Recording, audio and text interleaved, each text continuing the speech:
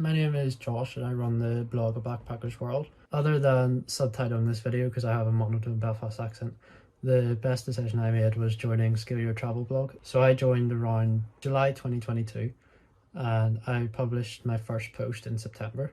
As of now, which is the middle of June, I'm at 38,000 monthly sessions. So in 9 months or so, I have went from zero, literally zero, to 38,000. So I'm on my way to Mediavine. I've also started to make some affiliate income. I set a goal to make $1,000 a month by the end of June.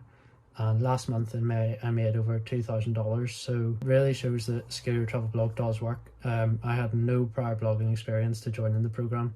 It's literally went from zero to the potential to have blogging as a full-time job, which is something I could never have dreamed of. I'm only 19, so it's literally changed my whole life. Like I could be living anywhere in the world working on my blog, which is like a life of dreams. I'd recommend it to anyone, like literally anyone. I know it's a big investment. Obviously it wasn't easy for me to spend that much money as a young person only starting out in the world of work, but it's changed my life, and it teaches you literally everything you need to know. Like the Facebook group's helpful, the blog reviews are helpful. If you follow it down to a T and put in the work, you're gonna get results. I would recommend Scale Your Travel blog to anyone, whether you're literally starting out and have no blogging experience like I did, or whether you're already making $10,000 a month. Scale Your Travel blog can help to completely change your blog, your life and everything, and I genuinely can't recommend it enough. I remember joining the webinar and just being excited about the future and everything